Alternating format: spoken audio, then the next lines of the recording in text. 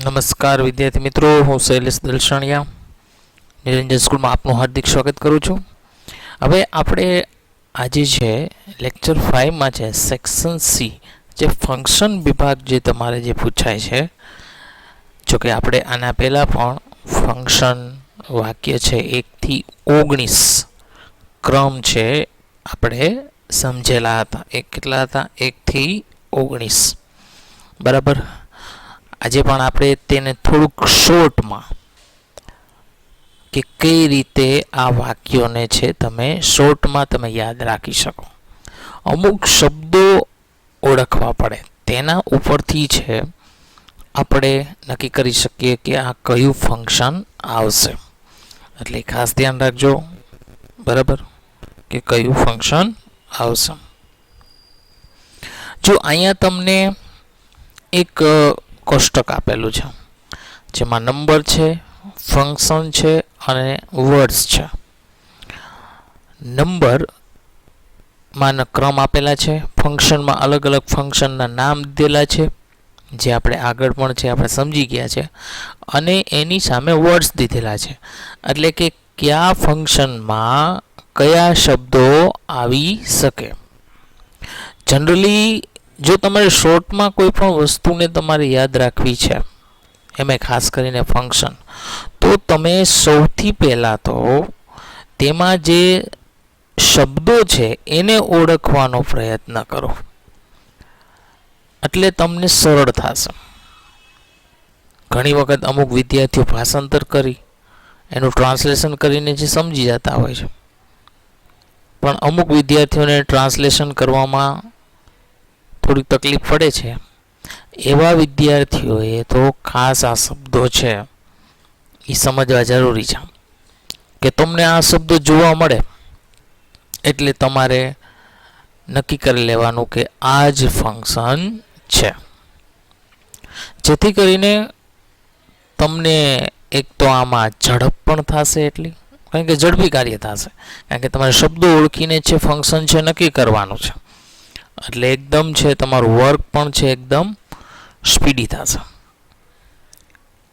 અને તમે પેપર છે એ સ્પીડી થાય તો બીજા અમુક જે ટોપિક છે એ તમે વધારે સમય આપી શકો. જોઈએ છે પહેલું, ડિસ્ક્રાઇબિંગ પાસ્ટ. ડિસ્ક્રાઇબિંગ પાસ્ટ, આ ડિસ્ક્રાઇબિંગ પાસ્ટ છે એનો ગુજરાતી જો થાય કે ભૂતકાળનું વર્ણન કરવું. ડિસ્ક્રાઇબિંગ પાસ્ટનો મિનિંગ શું થાય? ભૂતકાળનું વર્ણન કરવું.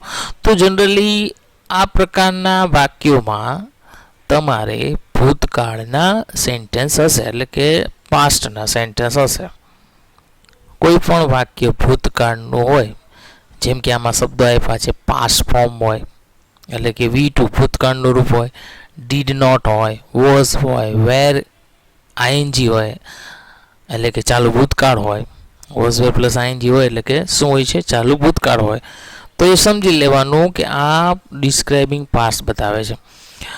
આપણે આના પહેલાં પણ છે જોઈ ગયા છીએ, મેં તમને ત્યારે પણ કીધું હતું કે કોઈ પણ વાક્ય જે સાદા ભૂતકાળનું હોય છે તે ડિસ્ક્રાઇબિંગ પાસ્ટ બતાવતું હોય. સાદા ભૂતકાળનું હોય અથવા તો ચાલુ ભૂતકાળનું હોય. નોટ કરવું હોય તો કરી લેજો. સાદા ભૂતકાળનું હોય અથવા તો ચાલુ ભૂતકાળનું હોય તો એ શું બતાવતું હોય છે? Describing past. ઓકે, તો બીજું સમજીએ. એમાં 3 છે અલગ અલગ. પેલું છે એક્સપ્રેસિંગ પોસિબિલિટી. જો પોસિબિલિટીનું ગુજરાતી કરો તો તરત જ ખ્યાલ આવી જાય. પોસિબિલિટીનો મિનિંગ શું થાય? શક્યતા. તો એ શક્યતા કોના વડે દર્શાવી શકીએ? આપણે મે અથવા માઇટ દ્વારા દર્શાવી શકીએ. મે અને માઇટનો મિનિંગ જ શું થાય? કદાચ. એનો મિનિંગ શું થશે? કદાચ. ત્યાર પછી છે એક્સપ્રેસિંગ એબિલિટી. એબિલિટીનો મિનિંગ શું થાય? ક્ષમતા દર્શાવી. તો કેન અને કુડ વડે દર્શાવી શકું, કારણ કે ક્ષમતા હંમેશા કેના વડે દર્શાવાય છે? કેન અથવા કુડ વડે. તમને કેન અથવા કુડ આપેલું છે વાક્યમાં, તો તમે એક્સપ્રેસિંગ એબિલિટી ફંક્શન છે એ પસંદ કરી શકો. એના પછી છે એક્સપ્રેસિંગ નેસેસિટી. નેસેસિટીનું મિનિંગ થાય જરૂરિયાત, ફરજિયાત. એમાં શુડ છે, મસ્ટ છે, હેવ ટુ છે. શુડ તો જનરલી કદાચ બહુ ઓછું આવશે તમારે, પણ આ બે વસ્તુ વધારે આવશે, મસ્ટ અને હેવ ટુ. બરાબર. જેમ કે આપણે એમ હોય કે he must do his work, તેને તેનું કામ કરવું જ જોઈએ, તો જરૂરિયાત છે. હું એમ કે આઈ હેવ ટુ ગો, મારે જવું જ પડશે, તો એ જરૂરિયાત છે. આઈ હેવ ટુ, એમાં મેં શું વાપર્યું છે? Have to. એટલે એ નેસેસિટીઝ બતાવે, જરૂરિયાત બતાવે છે. ત્યાર પછી ત્રીજું જોઈએ છે એક્સપ્રેસિંગ ફ્રીક્વન્સી. જો મેં તમને ત્યારે પણ કીધું હતું કે એક્સપ્રેસિંગ ફ્રીક્વન્સીનો મિનિંગ શું થાય? કોઈ ઘટના વારંવાર બનતી હોય ત્યારે. કોઈ ઘટના વારંવાર બનતી હોય, એમાં એડવર્ડ, એલવાય વાળા, પ્રત્યયવાળા રૂપો. પણ તમે છે એ ટૂંકમાં એમ સમજી શકો કે સાદા વર્તમાન કાળના જેટલા કીવર્ડ્સ છે ને, એ હંમેશા ફ્રીક્વન્સીમાં આવે, જેને આપણે સિમ્પલ પ્રેઝન્ટ ટેન્સ પણ કહીએ. સાદો વર્તમાન કાળ. સાદા વર્તમાન કાળની ઘટના, કારણ કે સાદો વર્તમાન કાળ વપરાય ક્યારે? કે વારંવાર એ ક્રિયા થતી હોય તો. હું એમ કહું આઈ ગો ટુ સ્કૂલ, હું શાળાએ જાઉં છું, તો એક દિવસ ન જતો હોય, રોજ જતો હોય. તો આવી ઘટના છે ફ્રીક્વન્સી બનતી હોય, ફ્રીક્વન્ટલી. એને આપણે ઘણી વાર એવો શબ્દ બોલતા હોય ફ્રીક્વન્ટલી. ફ્રીક્વન્ટલી એટલો મિનિંગ શું થાય? વારંવાર. તો તેમાં જો કયા કયા શબ્દ છે? તો ઓલવેઝ છે એટલે હંમેશા, સમટાઈમ્સ એટલે ક્યારેક, રેગ્યુલરલી એટલે નિયમિત રીતે, ડેલી એટલે દરરોજ, ઓફન એટલે ઘણીવાર, જનરલી એટલે સામાન્ય રીતે, યુઝ્યુઅલી એટલે એ પણ એનો મિનિંગ શું થાય? સામાન્યપણે. ઓકેશનલી, ઓકેશનલીનો મિનિંગ શું થાય? પ્રાસંગિક રીતે. ફ્રીક્વન્ટલી એટલે વારંવાર, રેરલી એટલે ભાગ્યે જ. ટૂંકમાં આ બધા જે શબ્દો છે એ સાદા વર્તમાન કાળના કીવર્ડ્સ પણ છે. બરાબર, એટલે એ પણ તમે ધ્યાન રાખજો. ત્યાર પછી છે ચોથું, કમ્પેરિંગ થિંગ્સ. આમાં ડિગ્રી આવે, પણ મેં તમને એવું કીધું શોર્ટમાં, તમે યાદ રાખજો, as as, so as, than, THAN, than શબ્દ યાદ રાખજો. અથવા સુપરલેટિવ ડિગ્રી હોય તો ધ, મોસ્ટ, કમ્પેરેટિવમાં મોર, મોસ્ટ, આવા શબ્દો તમે યાદ રાખી શકો. એ શેમાં આવશે? કમ્પેરિંગ થિંગમાં. ત્યાર પછી છે રિપોર્ટિંગ ઇવેન્ટ. જો કે આમાં ડાયરેક્ટ ઇનડાયરેક્ટનો ઉપયોગ થયેલો હોય છે, પણ તમે અમુક શબ્દો દ્વારા યાદ રાખી શકો. જેમ કે ટોલ્ડ છે, ધેટ, આસ્કડ છે, ઇફ છે, WH વર્ડ્સ હોય, જેમ કે સજેસ્ટેડ હોઈ શકે, not to, asked to conjunction તરીકે હોઈ શકે, નોટ ટુ પણ કન્જક્શન તરીકે હોઈ શકે છે. તો આવા શબ્દો હોય તો તમારે સમજી લેવાનું કે રિપોર્ટિંગ ઇવેન્ટ્સ બતાવે છે. પછી મેકિંગ અ રિક્વેસ્ટ. હવે રિક્વેસ્ટ તો આપણે જનરલી રિક્વેસ્ટ કરવી, વિનંતી કરવી. તો would, could, will, can, you, આવું શબ્દ તમે ઉપયોગ કરી શકો. દાખલા તરીકે would you like tea, could you go there, will you help me. તો આવા બધા જે શબ્દો છે, કેન યુ હેલ્પ મી, તો આવા બધા શબ્દો છે એ રિક્વેસ્ટ બતાવે છે. સાતમું છે આસ્કિંગ અબાઉટ ડ્યુરેશન, એટલે સમયગાળો પૂછો. તો હાઉ લોંગ વડે એ આગળ જોઈ ગયા છે.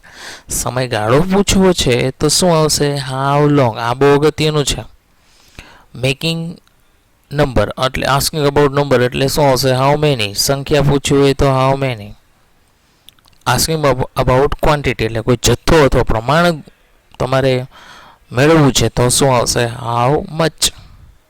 આસ્કિંગ અબાઉટ ડિસ્ટન્સ એટલે અંતર, એક જગ્યાએથી બીજી જગ્યાએનું અંતર જો પૂછવું હોય તો હાઉ ફાર, એટલે કે કેટલું દૂર, એમ એનો મિનિંગ એવો થાય.